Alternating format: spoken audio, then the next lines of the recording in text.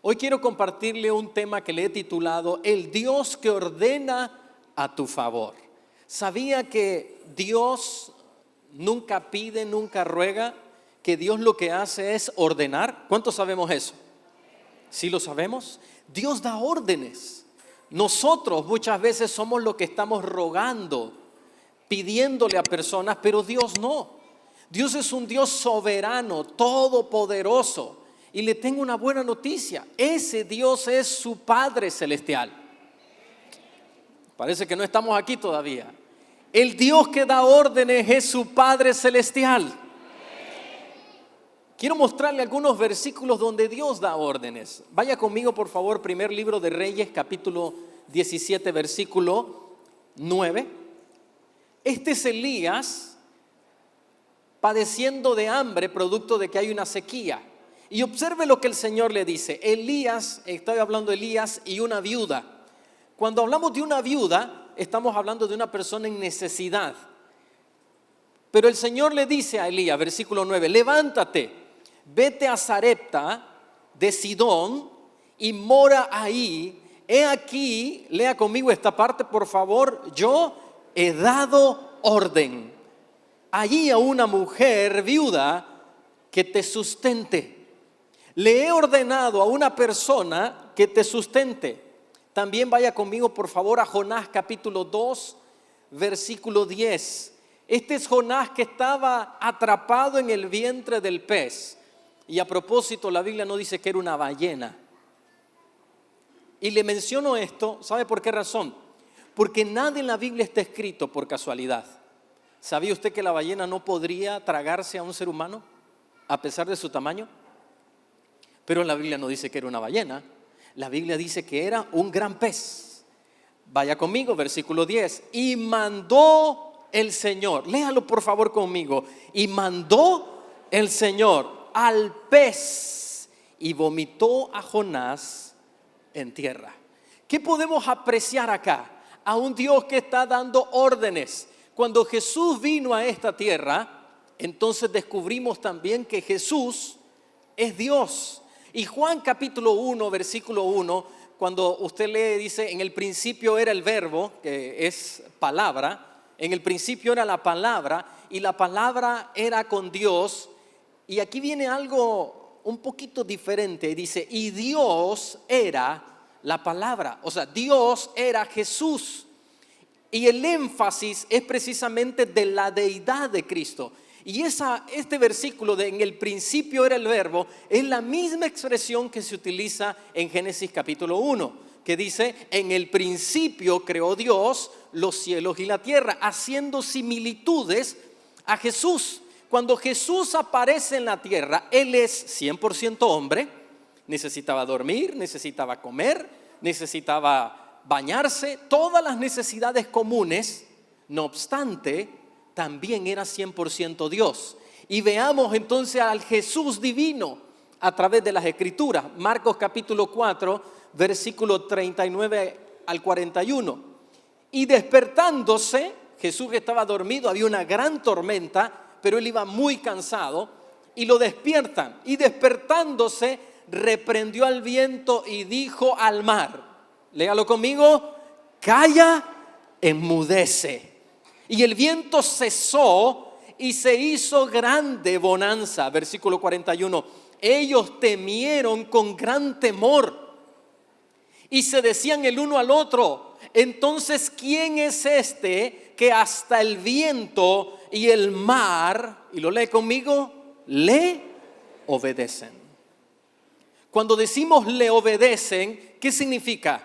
Que Él dio una orden. Si usted pide un favor, se dice, y Él le hizo el favor. Pero cuando usted da una orden, a continuación uno dice, le obedeció. Jesús también aparece dando órdenes.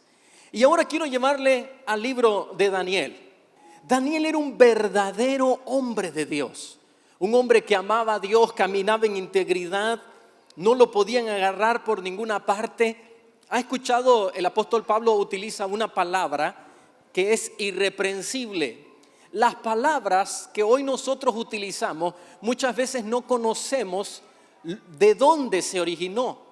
Esta palabra irreprensible era la figura que se tomaba de unas ollas cuando las ponían a hervir, y para que no viniesen una banda o robasen la comida, las hacían sin agarradera. Entonces, cuando se hacía referencia a irreprensible, significaba que no tenía esa olla de dónde agarrarse. Decían, la olla es irreprensible, no tiene de dónde se agarre. Cuando hablamos de Daniel y se hace referencia a que él era irreprensible, era porque no tenían de dónde agarrar a Daniel. Y Daniel decide que va a encontrar, a tener una relación con Dios profunda, y lo podemos ver a través de todo el libro de Daniel y todos los reyes que pasan por la vida de Daniel. Pero llega un momento donde se cumplen los 70 años, él ya era un anciano en ese tiempo, y tiene un tiempo de búsqueda con Dios. Y el capítulo 10, versículo 2 en adelante vamos a estar leyendo. En aquellos días yo, Daniel, estuve afligido por espacio de 3 semanas. No comí manjar delicado, ni entró en mi boca carne ni vino, ni me ungí con ungüento, hasta que se cumplieron las 3 semanas. Y solo para un dato importante de conocimiento, de acá es donde se saca el estilo o el tipo de ayuno de Daniel. ¿Ve? Son 21 días, 3 semanas, donde él no ingirió ningún tipo de carnes ni de manjares, sino que solo comía alguna especie de legumbres. Era algo muy común entre los judíos. En tiempos de búsquedas comían inclusive como hierbas amargas o legumbres amargas. Versículo 5. Vi un hombre vestido con ropas de lino y un cinto de oro puro alrededor de la cintura. Su cuerpo tenía el aspecto de una piedra preciosa. Su cara destellaba como un rayo y sus ojos ardían como antorcha. Sus brazos y sus pies brillaban como el bronce pulido y su voz era como el bramido de una enorme multitud. En esa búsqueda de Daniel empieza a tener esta visión. Versículo 11. Y me dijo, Daniel, hombre muy amado. Mire qué clase de persona era Daniel. Era un hombre muy amado. Presta atención a las palabras que te hablaré. Ponte de pie, porque a ti he sido enviado ahora. Y quiero que empiece a notar las palabras que estamos subrayando. A ti he sido enviado ahora. Versículo 12. No temas, porque tus palabras han sido oídas desde el primer día que dedicaste tu corazón a entender y a humillarte en la presencia de tu Dios. Yo he venido a causa de tus palabras. ¿Por qué no lee esa parte que está ahí? Y yo he venido a causa de tus palabras. El ángel recibe una orden. ¿Pero por causa de qué el ángel recibe una orden? Por causa de Daniel. Dios quería enviar a su ángel. ¿Qué nos dice la palabra del Señor? El ángel del Señor acampa alrededor de los que le temen y los defiende. Dios quiere enviar a su ángel. Él está disponible, Él está dispuesto a enviar a su ángel. Aquí la clave no es Dios. Dios quiere hacerlo, pero la clave es la persona. En otras palabras, la clave somos nosotros. El ángel recibe la orden, pero por una causa, por las palabras de Daniel. ¿Sabe lo que yo creo? Los que estamos en este lugar y los que creen, los que nos van a ver después o escuchar después. Yo creo que el día de hoy Dios también quiere dar una orden a nuestro favor. Se lo voy a repetir. Recuerde, siempre que decimos amén, no lo podemos hacer solo por decirlo. Ese amén tiene varios significados, la palabra amén. Uno de ellos es, así es. Otro es verdad. y otro es lo tomo para mí. Yo creo que hoy Dios, este día, quiere mandar una orden a favor de nosotros también. ¿Cuántos decimos amén a eso? Dios quiere mandar hoy una orden a nuestro favor. Eso lo quiere hacer el día de hoy, pero no depende de nosotros, no depende de Él. Está mucho en dependencia de nosotros. Y la gran pregunta entonces a contestar en este momento es esta: ¿cómo hago para que hoy Dios ordene, por ejemplo, mi sanidad? ¿Cómo hago para que hoy Dios ordene que cese este dolor, este problema, este momento de adversidad? ¿Qué tengo que hacer yo para que eso ocurra? Y vamos a aprender de Daniel, cómo él, a través de su actuar, su vida sufrió esta transformación y vino esta orden de parte de Dios. Y quiero mencionarle algunas cosas que Daniel hizo. La primera es que Daniel dedicó su vida, su corazón, a entender la voluntad del Señor. Por eso necesitamos hacer lo mismo. Dedicarnos a entender cuál es la voluntad de Dios para nuestras vidas. Y hemos hablado quizás hasta el cansancio. Y alguien podría decir, me lo dicen una y otra vez, porque necesitamos aprenderlo y deberíamos de ser personas finas. Y cuando hablo de fineza, no estoy hablando de cómo nos vestimos, sino personas afinadas, afiladas en descubrir cuál es la voluntad del Señor. Y en la Biblia encontramos a un Nehemías, por ejemplo, que le dicen, reúnete con nosotros. Nos vamos a unir porque te quieren matar, huye, escápate. Y él va y dice, espera un momento, esto no puede ser la voluntad del Señor. Los hijos de Dios, los que le servimos, los que le obedecemos, a los que Dios ordena a nuestro favor, aquellos a quien Dios defiende, no andan huyendo. Y dijo, eso no viene de parte de Dios. ¿Cómo lo descubrió? ¿Sabe cómo lo descubrió? Porque era alguien fino para descubrir la voluntad del Señor. Daniel también. Y eso es algo con lo que todo el tiempo estoy tratando de batallar en mi vida, para encontrar qué es lo que Dios quiere. Entonces tenemos que estar finos todo el tiempo. Voy a tomar una decisión. ¿Qué es lo que Dios quiere? Voy a emprender esto. ¿Qué es lo que Dios quiere? No lo voy a hacer a mi manera, no lo voy a hacer como lo que yo quiero, ni siquiera voy a hacer lo que yo quiero. Voy a hacer lo que Él quiere. Vaya conmigo, versículo 12, una vez más.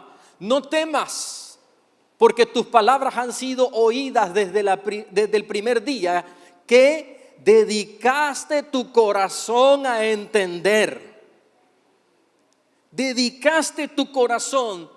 Eso es cuando le decimos al Señor, cuando vamos y le decimos, Señor, yo quiero entender. Y estamos apercibidos de lo que Dios quiere hacer. ¿Qué es lo que Dios quiere hacer? ¿Por dónde Dios me quiere guiar? Algunas veces estamos ahí sin saber qué hacer porque estamos a ciegas, a tientas, porque no nos hemos dedicado en ser finos en descubrir cuál es la voluntad de Dios para nuestras vidas. Algunas veces cuando Dios nos manda, nos ordena hacer quizás algo diferente a lo que nosotros habíamos planificado en nuestra mente. Yo trato de planificar todo lo que quiero hacer, pero hay veces Dios nos lleva por otros lados, porque el plan de Dios siempre será mejor que nuestro plan. Si usted se vuelve fino en descubrir la voluntad del Señor, usted va a ser una persona feliz. Feliz. Un día alguien me dijo, qué sacrificio que hicieron ustedes en renunciar a sus trabajos por ahora servir al Señor. Y yo le digo, sacrificio es lo mejor que me ha pasado en la vida. Antes estaba dedicado a hacerle dinero para el bolsillo de otro, ayudar a hacer negocios, construir negocios, inventar negocios, vender más negocios. Y ¿sabe qué? También me gustaba. ¿No crees que yo estaba amargado con eso? Me encantaba hacer negocios. Pero no hay nada más increíble que estar en el centro de la voluntad del Señor, uno se siente pleno, se siente gozoso. Llega a la casa, pone la cabeza en la almohada y va directo al sueño. Me pusieron un aparato para medirme qué tanto duermo profundo. Entonces le muestra una curva del sueño profundo, ¿no? Entonces el que me estaba leyendo dice, mire, usted tiene una caída, va así y inmediatamente se cae. Y le digo, ¿sabe qué es? Es que cuando estamos en la voluntad del Señor, la vida es feliz. Y no es que no van a haber problemas, es que uno sabe que va a enfrentar problemas, pero hay un Dios que ordena a nuestro favor, queridos hermanos. Hay un Dios para responder a nuestro clamor.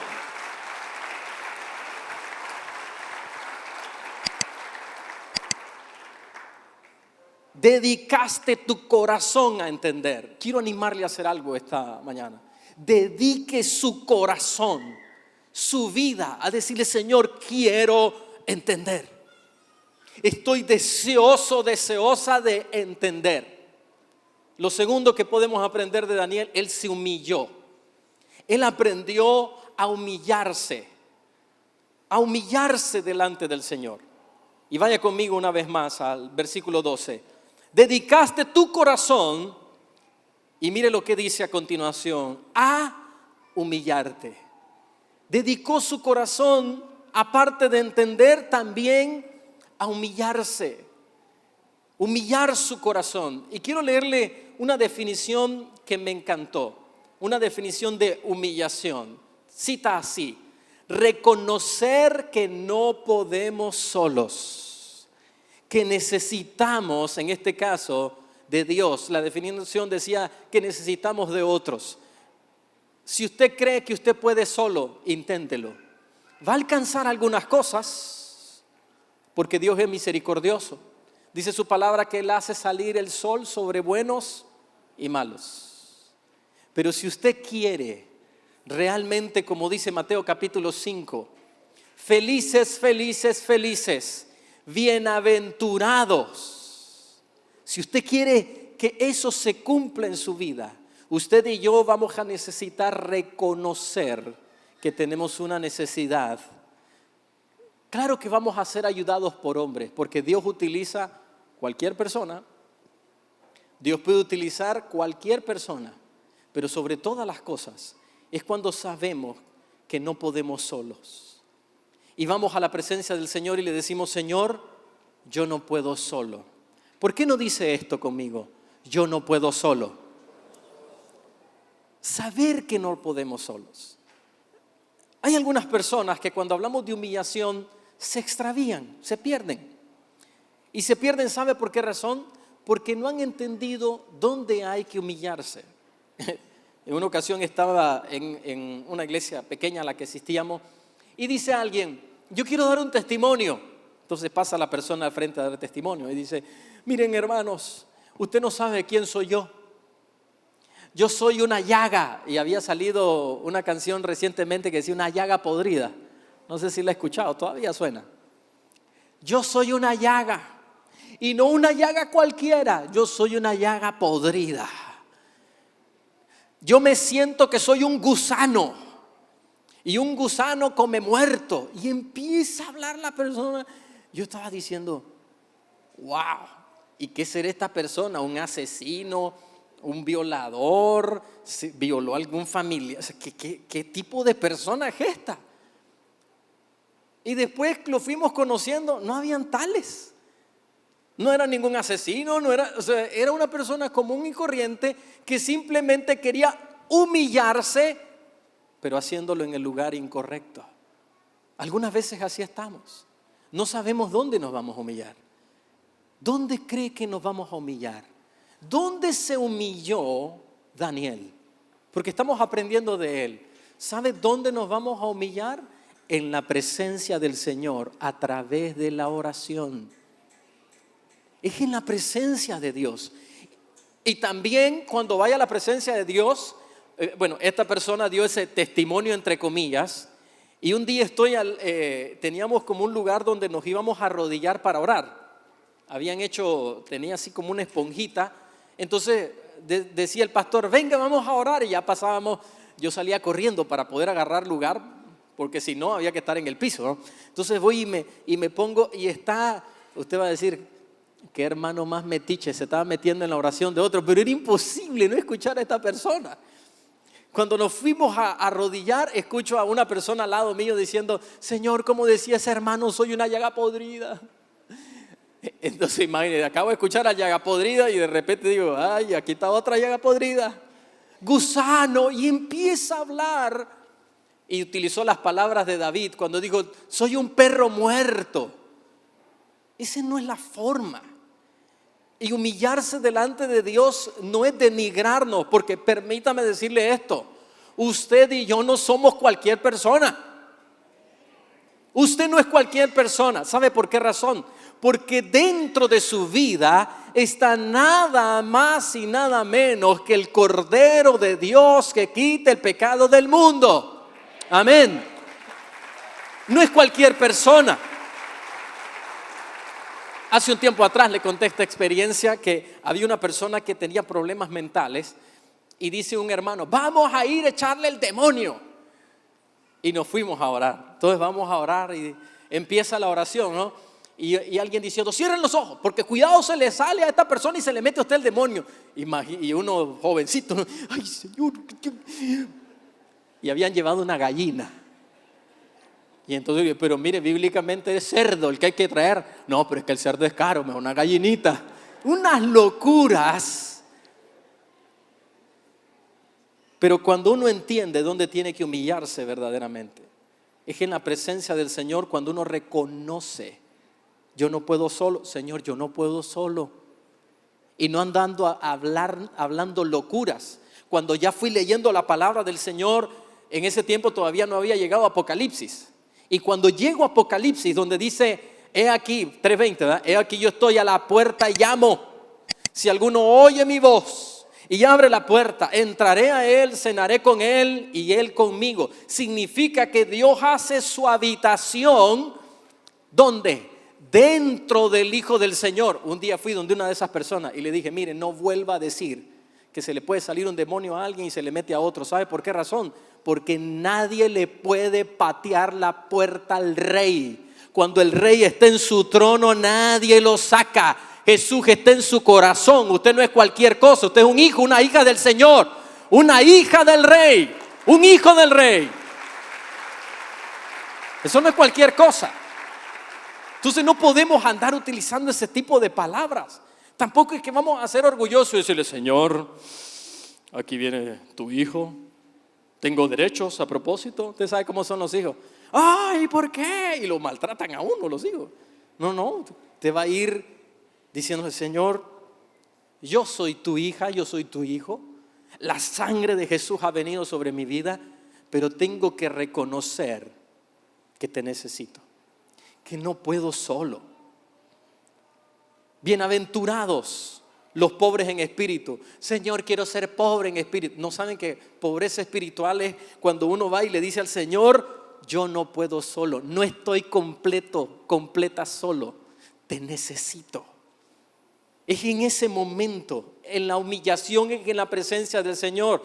Versículo 12, una vez más, la última parte, y a humillarte. Lea conmigo, por favor. Y a humillarte en la presencia de tu Dios. Y por tal razón yo he venido a causa de tu palabra, de tus palabras. Por eso llegó, porque Daniel se humilló diciendo, reconozco que no puedo. Mi pueblo no puede en la presencia del Señor. Había un rey, Ezequías. Él llega a ser amenazado por un ejército. Había solo llegado una parte del ejército y era una barbaridad de cantidad de personas. Y lo amenazan, mandan a los principales, al Rabsaces, un principal del ejército, y lleva las cartas de amenaza y las agarra y se va a la presencia del Señor y le dice, mira, Señor, sus amenazas aquí están. Nosotros no podemos en contra de ellos.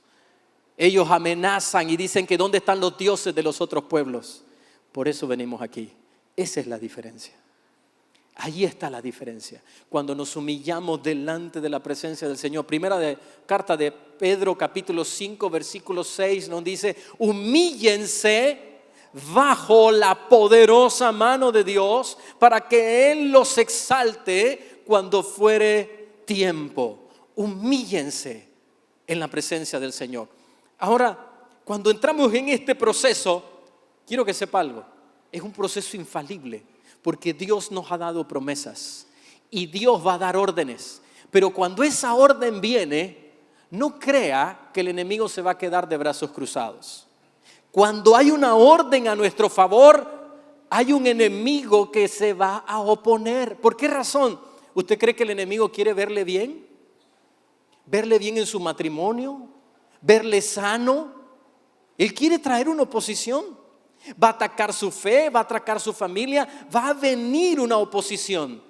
Y vaya conmigo una vez más para que veamos el ejemplo de Daniel. Versículo 12, una vez más leemos. Desde el primer día yo he venido a causa de tus palabras. Versículo 13. El príncipe del reino de Persia, está hablando un ángel, no está hablando de una persona, se me opuso durante 21 días. La orden, el ángel la recibió inmediatamente. Pero he aquí que Miguel, uno de los principales príncipes, vino a ayudarme y quedé allí con los reyes de Persia. Se quedó en una batalla, entrampado por 21 días, porque va a venir oposición. Dios quiere bendecirle, Dios quiere ayudarle, Dios quiere sanarle, pero van a venir los ataques. ¿Y por qué le hablo de esto? Quisiera solo decirle que Dios va a ordenar, pero si no le digo esto, lo más probable es que usted va a decir: ya Dios no me respondió. Imagínese, Daniel empieza, no come el primer día, estaba acostumbrado a recibir revelación instantánea. Un día necesitaba revelar un sueño al rey y la revelación se demoró un día, inmediatamente. Otras veces fue instantáneo, pero ahora pasa el primer día y dice: ¿qué pasó? Viene el segundo día, ¿qué pasó? No ha pasado nada. Imagínense cuando se cumplen los 14 días, ¿qué está pasando? 21 días y nada, porque había oposición. Algunas órdenes, cuando Dios las da, el enemigo va a oponerse. No lo vamos a ver de forma instantánea, pero escuche, no significa que Dios no ha dado la orden. Cuando hacemos lo que Daniel hizo, la orden es instantánea, pero viene la oposición. ¿Y qué necesitamos hacer? Hacer lo que Daniel hizo.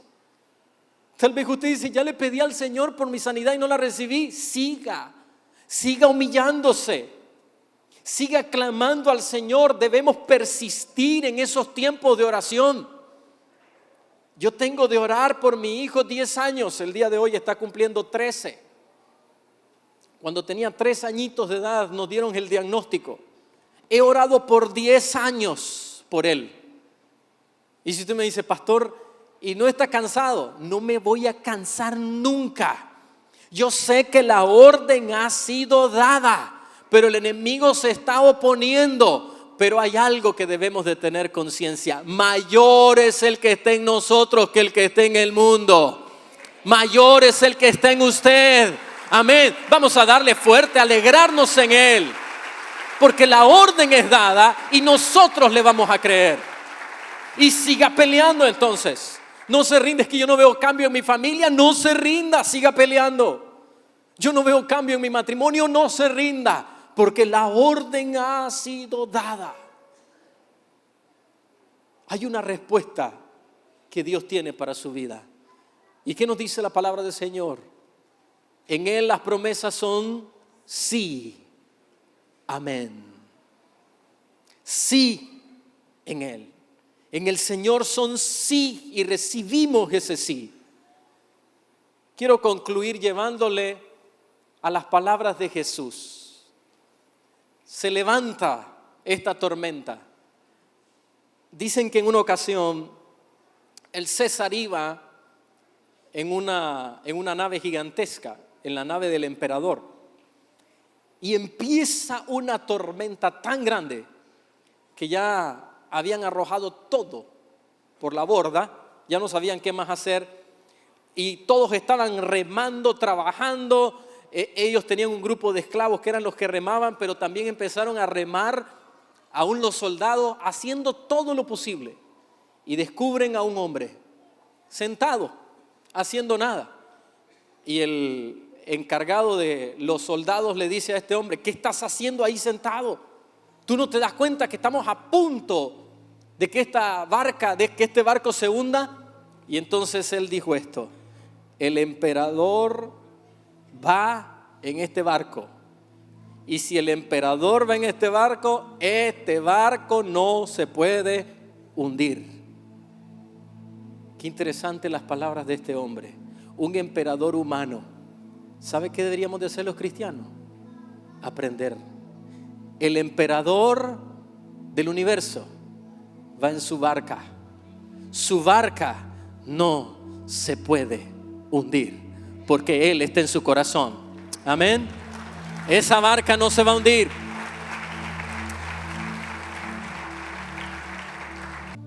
Si nosotros confiamos en Él, la tormenta se va a levantar, la oposición se va a levantar, pero usted va a seguir firme. Usted no es de los que retrocede, no es de los que se corre.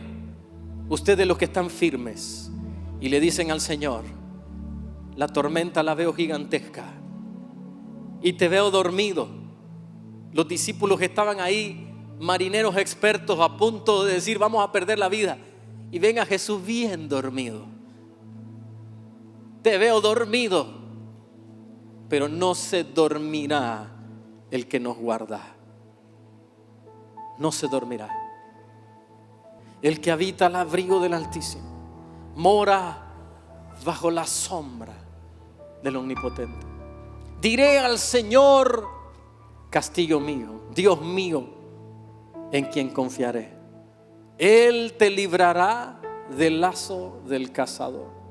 Con sus plumas te cubrirá y debajo de sus alas estarás seguro o segura. Escudo y adarga, protección es su verdad. Yo no conozco su vida, su circunstancia. Alguien puede decir: usted no sabe, tengo un diagnóstico de una muerte segura por un cáncer, por un problema en los riñones, en el páncreas.